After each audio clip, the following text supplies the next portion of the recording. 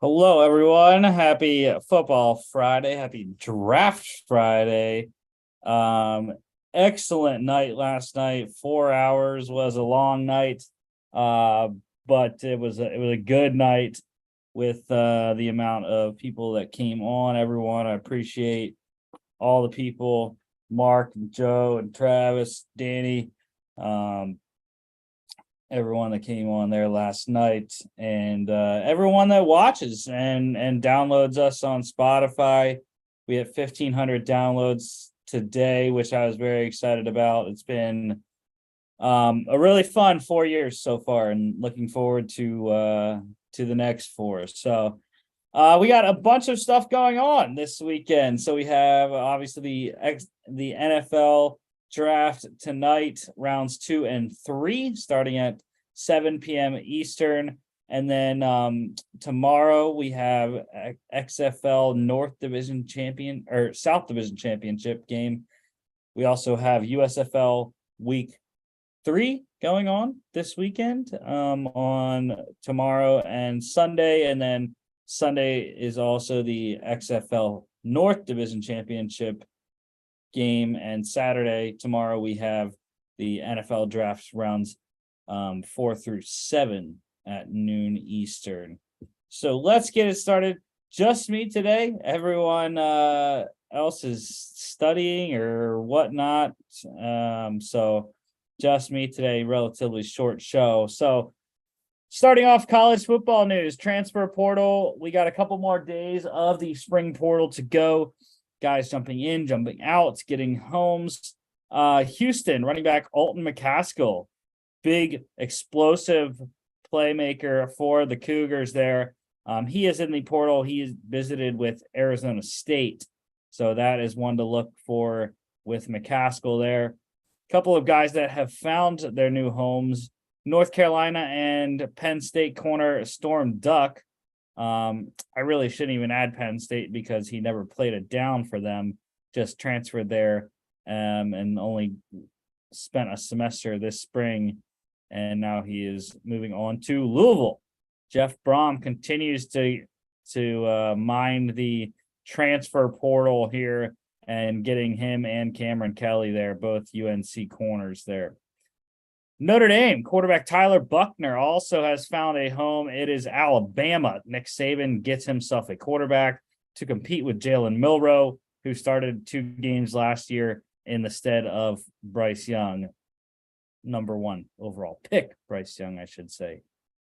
Other guys entering the portal this week, NC State running back Demi Sumo-Kongbe.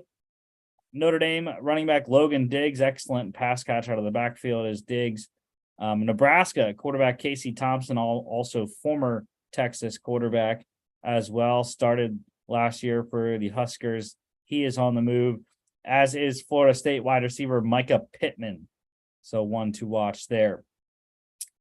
Let's get into the first round draft recap. So here are the first 31 overall picks. Bryce Young, number 1 overall. Awesome, dude. I knew it was coming. I liked him from the start of the draft process. Didn't really change my mind even though early on everyone heard CJ Stroud. Frank Reich likes bigger quarterbacks. Then it was Anthony Richardson, the intrigue and the upside of Anthony Richardson. Bryce Young still too small. But in the end, it was Bryce Young. Had to be Bryce Young. He, in my mind, is by far the best quarterback in this draft class. And if he was 2 inches taller, he'd be a generational quarterback. So very excited for Bryce Young. That's why I have my Panthers hat on here. Gonna be great in Carolina, I think. The draft then at 2, there was smoke. Maybe the Texans pass on a quarterback. They do not.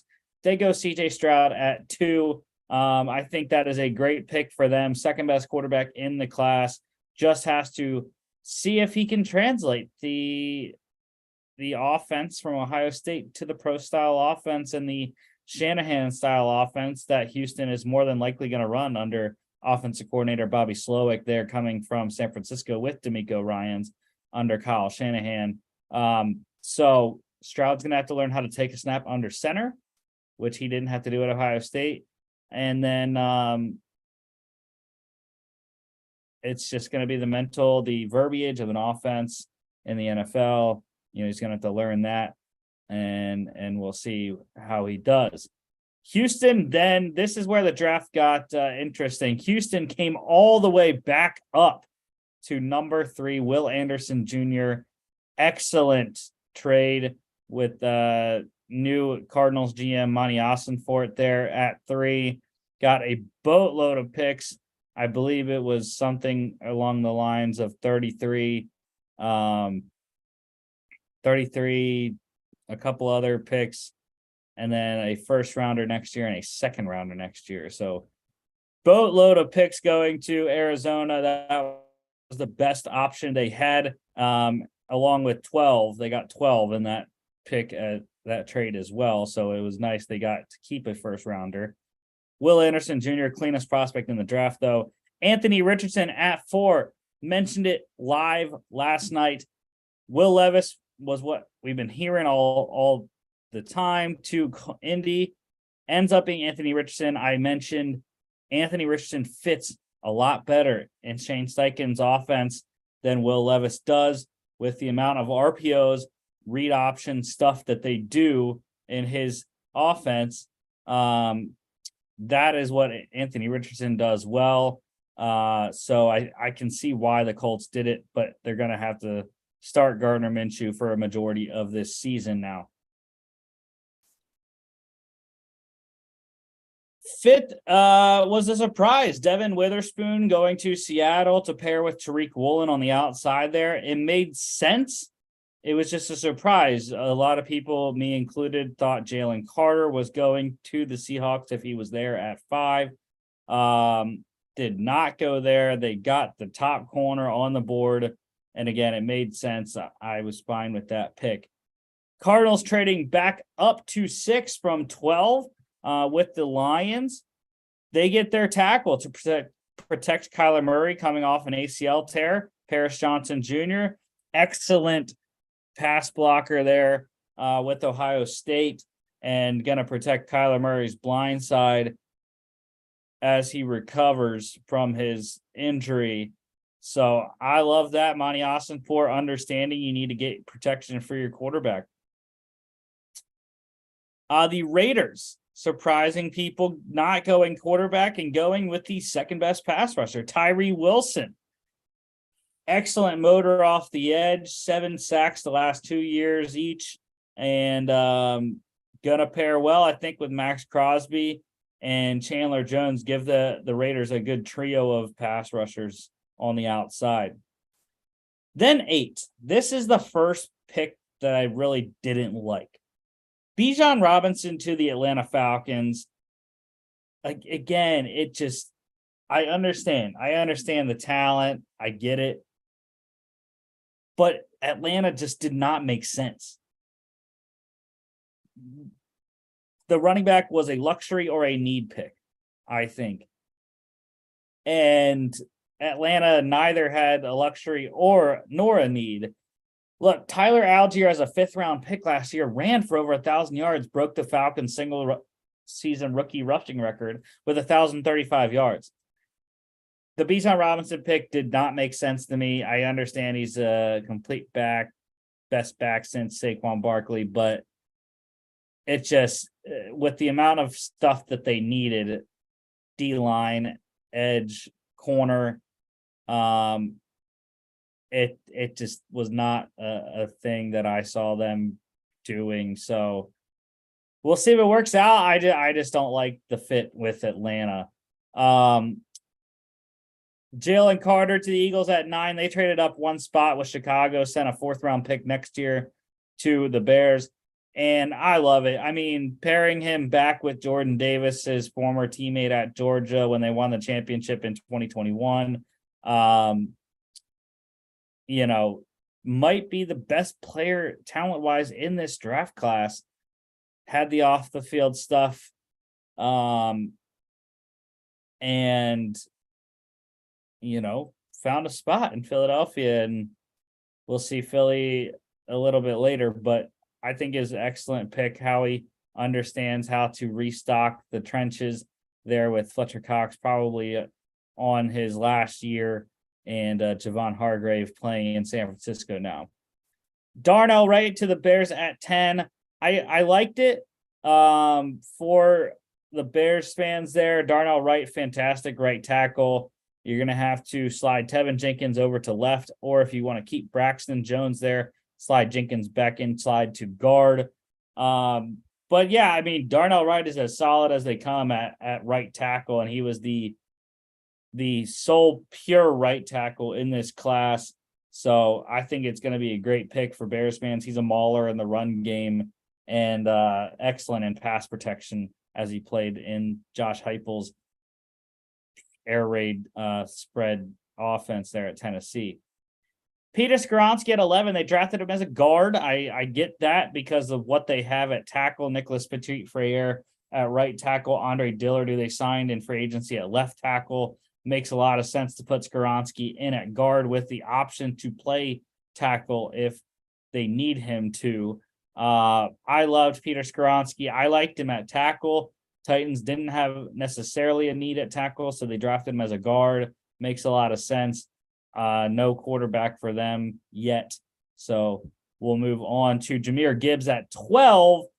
And again, this was another one with the running back where I didn't really see the fit. They have DeAndre Swift. They signed David Montgomery.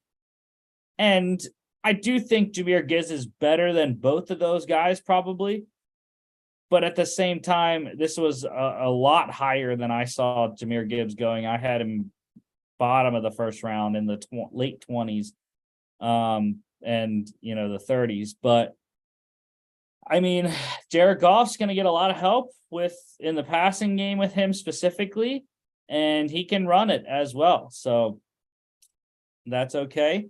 And then the Packers fans, as we saw with our guy Danny Potter last night, not very happy. Some are okay with it. Lucas Van Ness, I didn't like the fit of Van Ness based off his size. In Green Bay, he's 6'2", or 6'5", 280, 272, I think. So big frame, and that'll make him slide into a DN spot in their 3-4 defense. He does have positional inside outside versatility, but I see him playing more in a 3-tech or a 5-tech spot as a D end rather than an outside linebacker there in Green Bay. Broderick Jones, the Steelers trading up 3 spots ahead of the Jets, which was key to get the last really top tackle on the board. Broderick Jones out of Georgia. Awesome left tackle spot there to fill with Pittsburgh. That was probably their number one need other than corner. So I was very excited to get Broderick Jones. And fills a need, is a good player. The Jets, no tackles available, so they pivot to the pass rush. Will McDonald, the fourth. Speed rush is excellent. Also can power you at times. Ultra productive at Iowa State. Really liked him. Going to play D end in the Jets base 4-3, I believe they play there in the Robert Saleh defense. Emmanuel Forbes at 16 to Washington. Made a lot of sense. Kendall Fuller on the last year of his deal. They needed someone opposite him anyways. Some teams might have been scared off by his slight frame, 166 pounds. But the ball skills are elite. I mean, 14 interceptions over 3 years at Mississippi State. 6 pick sixes, holds the all-time record for that. So, yeah, and speed for days. 4.38, I think, in the 40. Christian Gonzalez, I mean, this was a steal for Bill Belichick. Christian Gonzalez sliding all the way to 17. Second best corner on the board by many. And the Patriots to trade back, get a pick, and get Christian Gonzalez. that was just crazy to see that happen. But going to be a nice fit in New England. I think Bill likes the big, tall corners that can play press man coverage. And I think that's exactly what Christian Gonzalez brings, has some tenacity in the run game as well. So I think the fit is pretty good for New England. Lions back on the board, and they stunned everyone for a second time with Jack Campbell at 18. And again, I think it was pretty high for either of the top two linebackers, Jack Campbell, Drew Sanders. I had Drew Sanders up above Jack Campbell, but I love Jack Campbell. I mentioned this last night. Guy out of Iowa is a mauler in the run game, can stuff it up real good, and he can also cover. So Jack Campbell's my Big Ten linebacker this year that I love. I usually have one every year, and he's the guy going to go to a fantastic system there in Detroit. And the other Campbell, Coach Campbell, is going to love this Campbell coming in. Kalijah Cansey to the Bucks at 19. This one's kind of surprised me. I didn't think I thought they were going to go quarterback at this point, or maybe reach for a tackle, Anton Harrison, DeJuan Jones. But they stuck to their board, went Kalijah Cansey at defensive tackle, undersized interior penetrator there. But I think it's fine. Todd Bowles is going to love having this kid on his D-line. And they got to replenish that side of the ball and a lot of other spots in Tampa. Now the receivers go, 4 straight, first time ever that has happened. Jackson Smith-Njigba to the Seahawks, Quentin Johnston to the Chargers, Zay Flowers to the Ravens, and Jordan Addison to the Vikings. Smith-Njigba, that's a great pick for Seattle. They get their future number 2 to DK, and also a solid option 3 right now in the passing game with Lockett still there as he gets into his 30s. So that's a solid, silky smooth route runner, can help across the middle of the field for Geno Smith. Quentin Johnston to the Chargers. I thought they were going to go tight end. They did not. They took the TCU wide receiver, who was actually my favorite wide receiver of this first round class. The only receiver really with size in this first round, 6'3", 208, I believe, are the measurables on Johnston. Speed for days, and has the ability to really produce in the catch radius in the jump ball area, fade routes in the end zone. Herbert's going to love this kid as they add a weapon, a third option to that receiving room with Keenan Allen and Mike Williams. Zay Flowers to the Ravens. This one made sense, I think, with what the other receivers they have already, Odell Beckham Jr. and Rashad Bateman, the other 2 starters. Zay Flowers is going to slide right into that slot role. You put OBJ and Rashad Bateman on the outside, and there's your trio there. I think Lamar's going to like this kid. Explosive. He's going to open the field up for Bateman and OBJ in the middle there, I think, because he's going to take some safeties out of the picture with how fast he is. So, yeah, I think that's a pretty solid pick and fit for Baltimore. And then the one I've been mocking all offseason here, Jordan Addison to the Vikings, just made too much sense when Carolina picked up, or when the Vikings released Adam Thielen and he went to Carolina. But Jordan Addison is a perfect fit, I think, for Minnesota's offense and a complement to Justin Jefferson. Jordan Addison going to be a guy over the middle that can create separation and take some pressure off of JJ there to help him out. Deonte Banks to the Giants. They traded up 1 spot from 25 to 24. It was an interesting selection. The Giants were a weird case where they didn't really have glaring holes, but there was some areas where the quality of players weren't very good. And corner was one of them. They had a Dory Jackson, but they still needed more. Speedy Deontay Banks, recovery speed is great as well, and has some decent ball skills there at Maryland. I think the Giants are going to like that kid. The Bills then traded up 2 spots to 25 to get ahead of the Cowboys, was the key there, to draft the first tight end, Dalton Kincaid at 25. That he's going to be a beast in this Buffalo offense that already includes Stephon Diggs, Gabe Davis, Dawson Knox, and Khalil Shakir. Seam stretcher going to open up the middle of the field, I think, for Stephon Diggs. If you have Gabe Davis and or Khalil Shakir going deep, and then you have Dalton Kincaid in the middle of the field to worry about taking the linebackers out, Diggs is going to get some matchups that are favorable there, I think. 26, the Cowboys going Mozzie Smith. Made sense with the limited guys on the board with what they needed.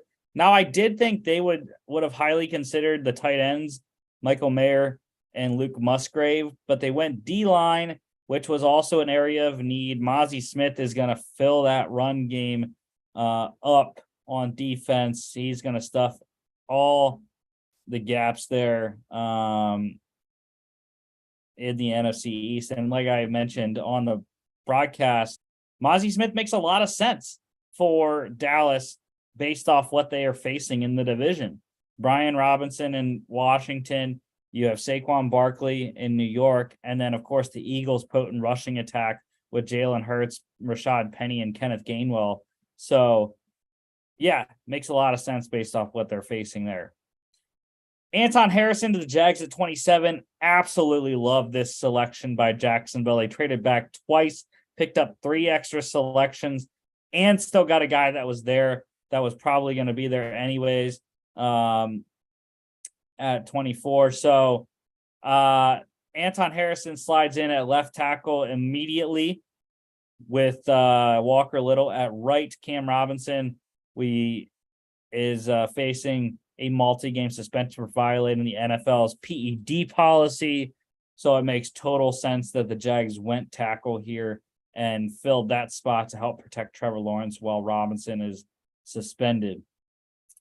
28 with the Bengals, Myles Murphy. Another one where I was like, well, Michael Mayer is still there and they need a tight end. So they signed Irv Smith Jr. in the off season. Michael Mayer would have been an upgrade on him, but they decided to go pass rush. Myles Murphy, excellent pass rusher from Clemson there. So I think it's a good pick, but I would have went with Mayer probably with Cincinnati.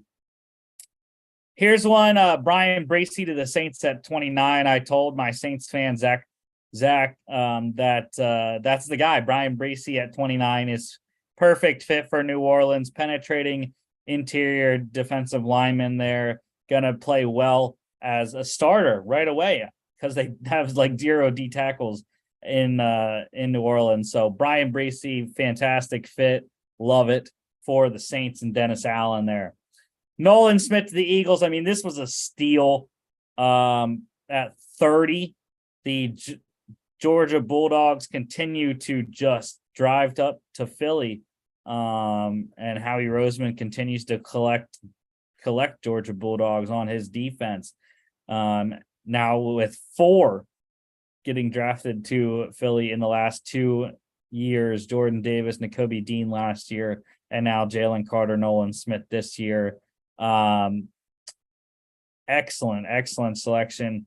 More of a Hassan Reddick comp, where he's going to stand up in a 2-point stance rather than get down in a 3-point in their 4-3 base.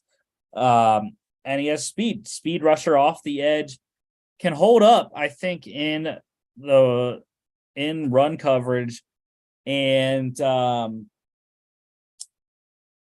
he's just going to have to work on getting maybe a little bit more bulky, just 238 pounds there. So that was probably the reason why he slid down this far. And then the Super Bowl champs, they ended the night with an edge rusher of their own, Felix Anudike-Uzomah, really excellent pass rusher from Kansas State. More of a power guy. He's kind of not the complete opposite of Nolan Smith, but he's definitely bigger in mass wise. So I think it's a good pick. They needed help on the edge there with Frank Clark and George Karlaftis helping out Chris Jones on the inside. So FAU, they're going to help them out, and Coach Spagnuolo on the defense. So excellent first round. My favorite pick was probably the Bryce Young pick, to be honest. I mean, I wanted Bryce Young so badly that was the biggest one I wanted from all three of my teams there. And then the other couple that I absolutely love, I love the fit, like I said, with Jordan Addison in Minnesota and Brian Breesy to the Saints. Those two fits, I think, are just perfect. So those are probably the three that I really love from the first round. And I mentioned some of the question marks already. The Bijan Robinson to Atlanta one, the Jahmyr Gibbs to Detroit isn't as bad as the Atlanta one, I think. But Lucas Van Ness for the Packers is a little bit questionable. Jack Campbell that early to the Lions, I love him, but not at that spot. Bucks with Kalijah Kancey, I thought was a little bit of question mark. And then Dallas not taking a tight end, nor the Bengals taking a tight end. So those were a couple of the question marks I had with the first round guys anyways. Excited for rounds 2 and 3 tonight, but before we get there, we got some news here. The Titans, they have received approval from the Metro Nashville City Council for public financing of their new $1.2 billion stadium, hoping to open that up prior to the 2027 season. So it looks like Nashville could be in play for a Super Bowl bid in the future, which would be a party for sure.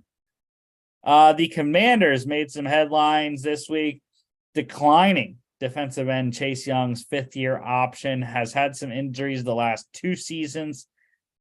Hasn't been the productive guy he was his rookie year. So make or break season here coming up for Chase Young in Washington. Mentioned the Jags left tackle Cam Robinson suspension.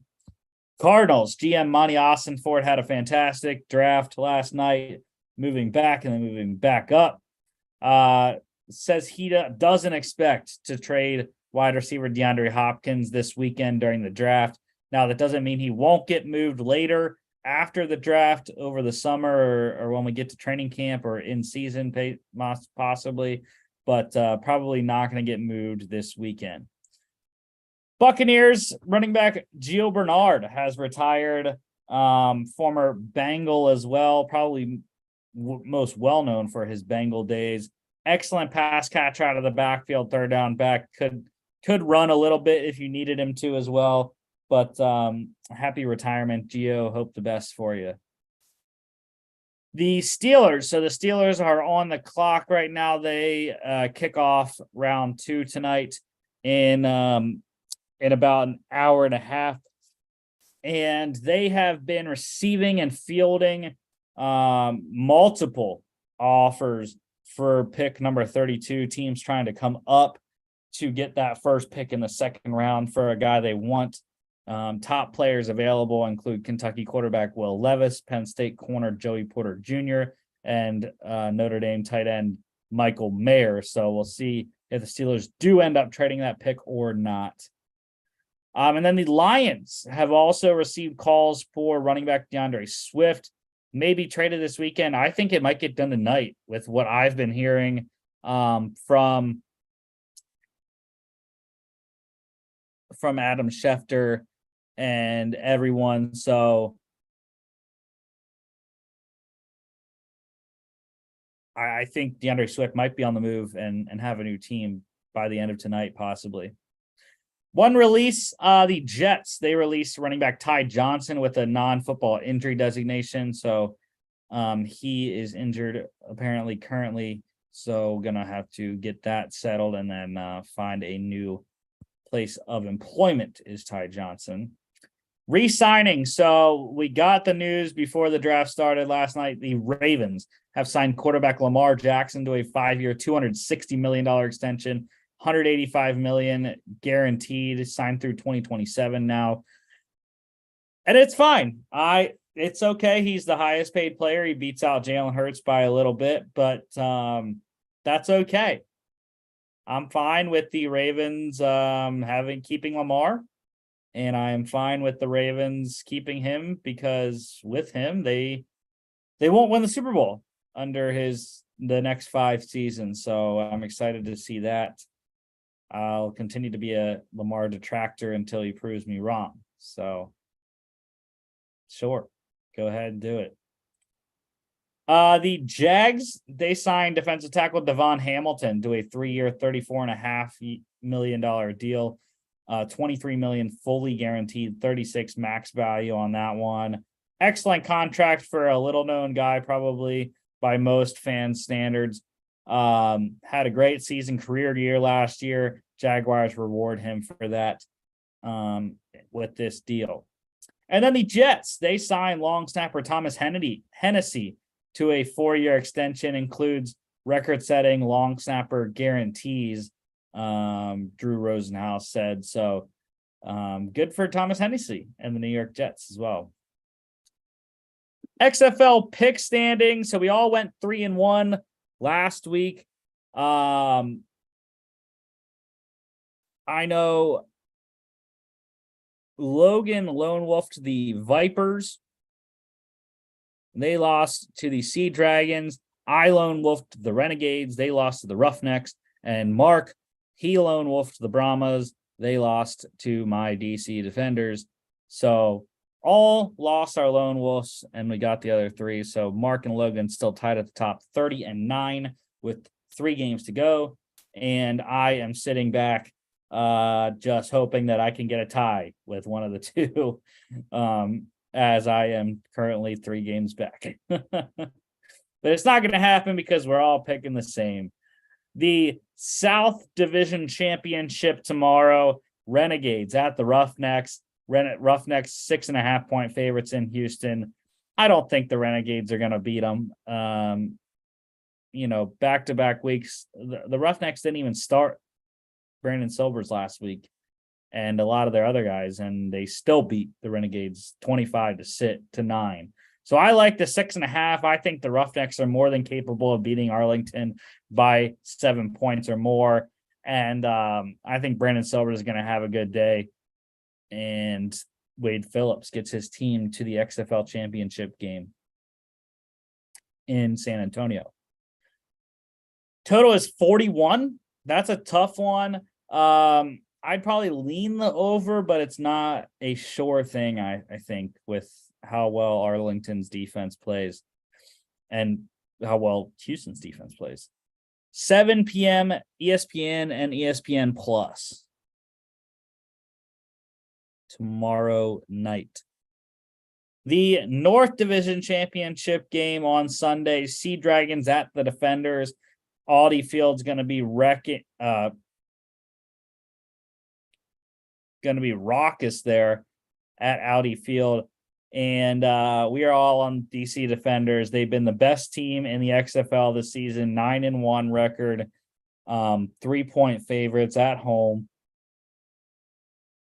I think they got a good chance. Now, Ben DiNucci leads the league in passing yards, but he also leads the league in interceptions, I believe. So I think that's the downfall of Seattle all year is the turnovers on offense, limiting their possessions. And that's why I think the Defenders are going to win.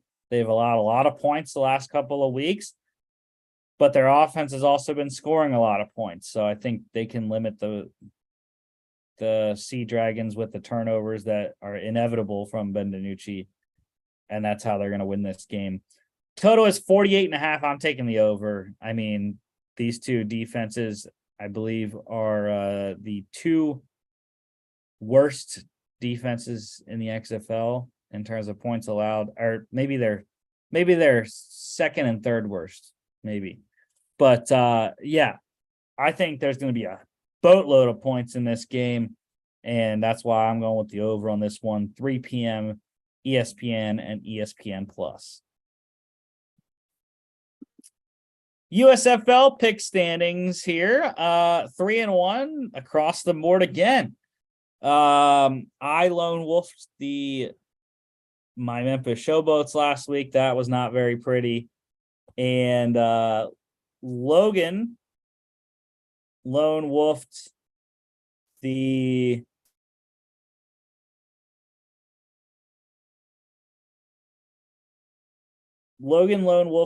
Maulers, I believe, and they lost that one.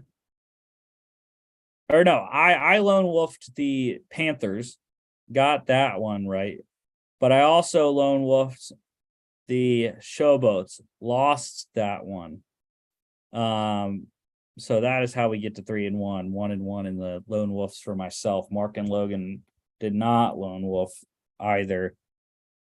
So Mark and I tied at the top still, 6-2. Logan one game back at 5-3. So here we go, USFL week 3. This is a good showdown. Breakers at the Stallions, and I can't believe Mark and Logan are on New Orleans Breakers. It's in Birmingham.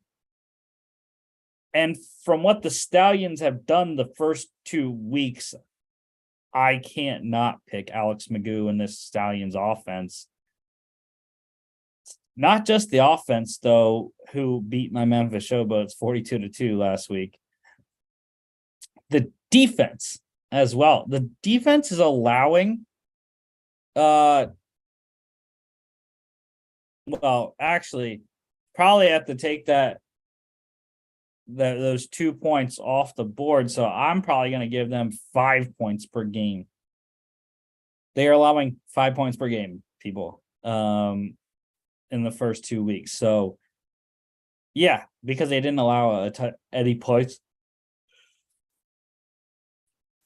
on defense last week to Memphis. So I'm going with the Stallions here. I don't think not that it's going to be a blowout. I mean, Cloud Bethel Thompson has played excellent, but the Stallions defense has been lights out, and that's how they're going to win this game, even though with the offense is very excellent as well with Alex Magoo at quarterback.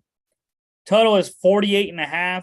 I'd lean under with, like I mentioned, the Stallions defense is just elite right now. So I'd lean under 48.5, 12:30 on USA. And here is the Memphis Showboats at the Gamblers. Logan lone wolfing the Gamblers. And I can understand why with how badly that game was last week against Birmingham. But I think Memphis is the better team overall. The Showboats have allowed the most points through the first 2 games in the USFL. But and Kenji Bahar is coming off a fantastic game himself, but he did throw 3 picks to go with his 3 touchdowns. So that's a factor. I just think Memphis has the better quarterback and the better team overall that they can get this win. It's going to be a close one. I like the +3 with Memphis, and obviously I'm picking them to win as well. Total is 43.5. I'd probably go with the over. These two are the worst 2 scoring defenses in the USFL. So we'll see which one wins out, defense or offense. 7 p.m. on Saturday on Fox. On Sunday, it's a Pennsylvania showdown. Pittsburgh Maulers at the Philadelphia Stars, and we are all on Philly here. Yeah, the Pittsburgh offense is just terrible. James Morgan and Troy Williams have combined for like the 100 and maybe 90 yards or something like that. It's so bad, the quarterback play for Pittsburgh. So I don't think Philly's going to have any issue with this one. Now, the way that the Pittsburgh Maulers could win is by defense. Their defense has been excellent, though. Going to have to deal with Case Cookus in that potent Stars offense. Total is 42.5. I'm going with the under in this game, 12 p.m. NBC. And finally, the Generals at the Panthers. We are all on the Michigan Panthers, and it makes sense. Again, I'll say the Panthers, I think, are the team that will compete against Birmingham in the USFL championship right now as it stands. And New Jersey just has not been the same as last year. Darius Victor has been very good at the running back spot, but Dakota Prukop and DeAndre Johnson have just not been enough at quarterback, leading to their 1-1 record. They did win last week, but lost week 1 against Birmingham. So I like Michigan. Josh Love is playing excellent right now. Reggie Corbin is running wild, and the Michigan defense is playing pretty solid ball right now.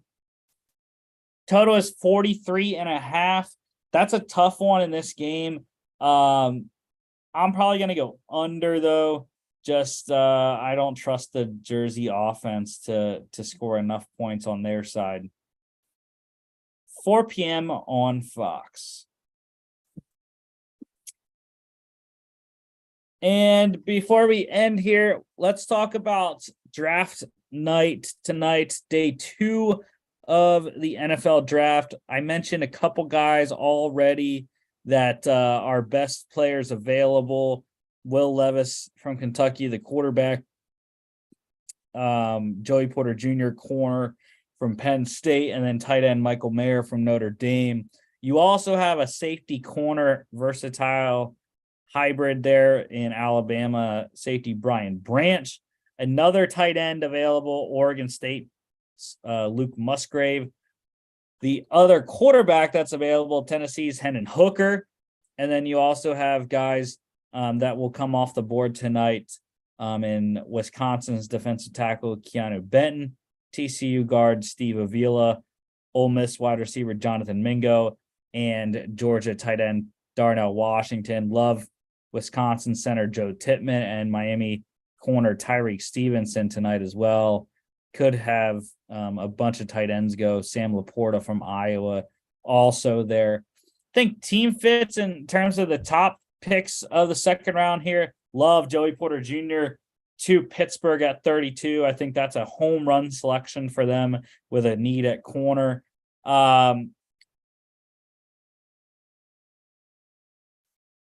The Cardinals, not sure what they're going to do. Probably going to go, I would have to think they go defense, so that could be a spot possibly for Brian Branch or Wisconsin's Keanu Benton. I think both of those guys would be a solid contributors on that defense that needs a lot of help.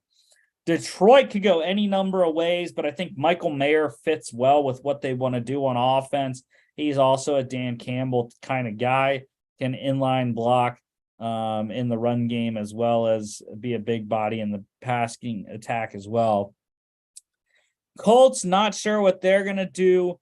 Probably guard Steve Avila or Cyrus Torrance from Florida. I think both of those guys are pretty solid options for Indianapolis, needing some help on the interior. LA Rams and the Seahawks, Raiders all could take a quarterback, as could the Lions. Will Levis and Hendon Hooker both in play there. And at 41, the Titans are there with a quarterback potentially, and the Falcons at 44 could go quarterback. So those are just some options, I think.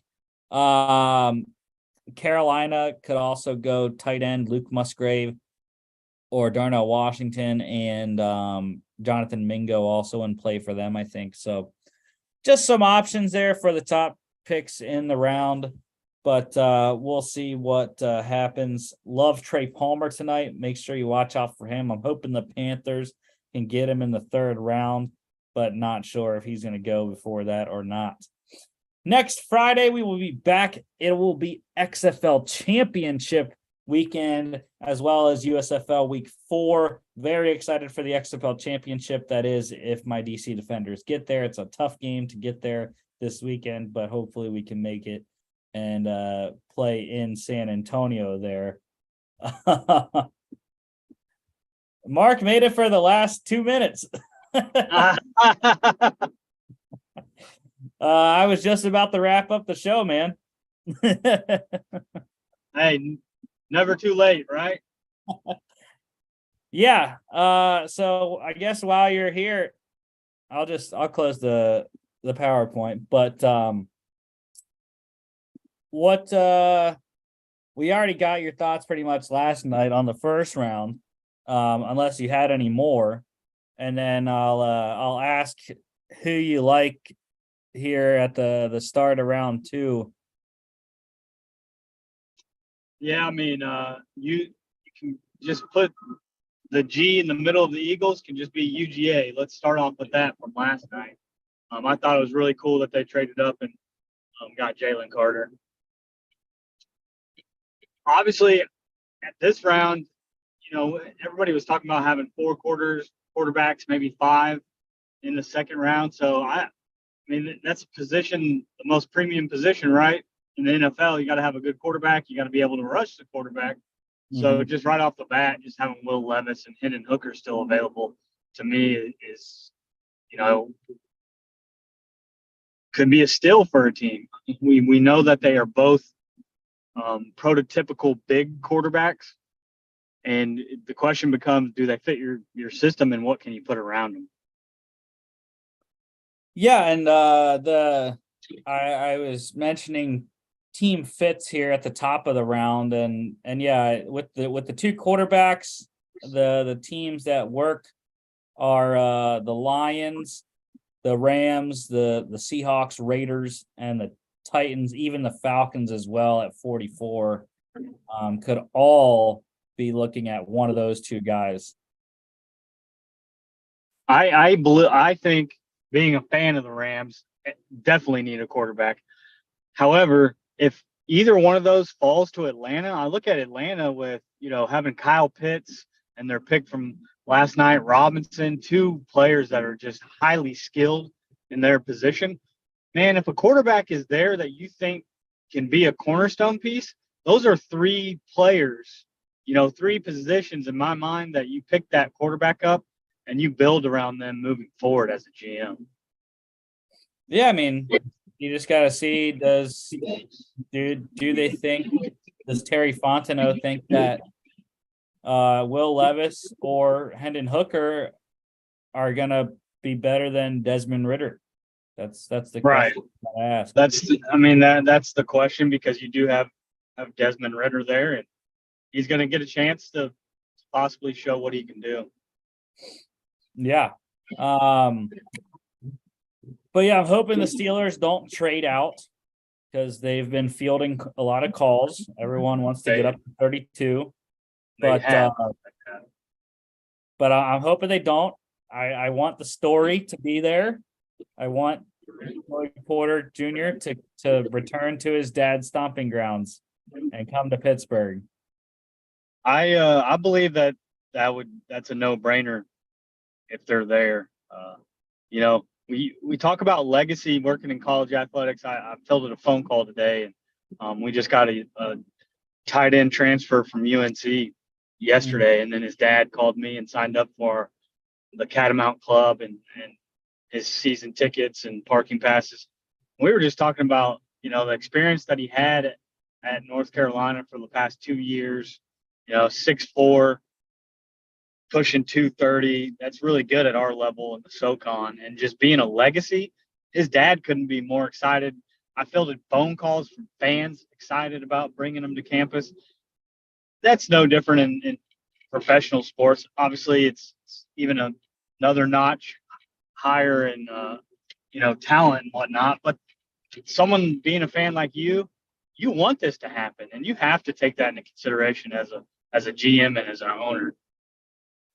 Yeah, and I think it also it's just an area of need. I mean, the Steelers desperately need corner as well, so it fits. It's not like you're just taking him because you want to take him. It's, you need that person as well. And he's a very, very solid corner, length and makeup speed, ultra productive at ball skills, only one interception in college. I think that'll increase in the NFL. But yeah, I'm hoping they stick there. And then, the other thing that's going to be watched at the top of this round is the tight ends. We have Michael Mayer, Luke Musgrave, and Darnell Washington are the next 3 tight ends here. And where do they go? That's one of the other storylines coming in. I've seen Mayer up close, personal at UGA from about the 30-yard line. Guy can play. And we know how tight ends are being used in today's, NFL schemes. I think that'd be another guy on my list that, man, you got him in the second round. That's a nice pickup. Yeah, I think the Lions at 34 would be the spot for Mayer. And if they don't, I think the Colts would be fielding a lot of calls at 35 for someone to come up to get him, because the other teams that probably are looking at tight ends in this round are going to be the Seahawks, the Panthers, possibly the Saints, the Titans, and the Packers. So can see all those teams looking at the top 3 tight ends here in a really excellent deep tight end class. Yeah, I think that would be pretty special if the Panthers could get a good tight end paired with their new number 1 quarterback. Yeah, and I do like Darnell to them. I think Darnell would be a good fit with Carolina. So, but yeah, that's pretty much the show for today, unless you had any comments on any other stuff that was going on. Nope. Round 2, let's go. Yeah, round 2 kicking off in about an hour from now, 7 p.m. Eastern time. I appreciate you coming on, Mark. Don't forget to follow us on all our social media at FAA Podcast on Instagram and Twitter. FAApodcast.com as our website. You can check us out here on YouTube, Facebook, Spotify, Apple Podcasts, and iHeartRadio. And once again, thank you, everyone. Mark, one of the main contributors throughout the 4 years. 1,500 downloads was a special milestone today that I woke up to. I just woke up to the email that said we got 1,500 downloads. So again, I can't thank everyone that supports it enough. Excited for the next 1,500 in the next 4 years. So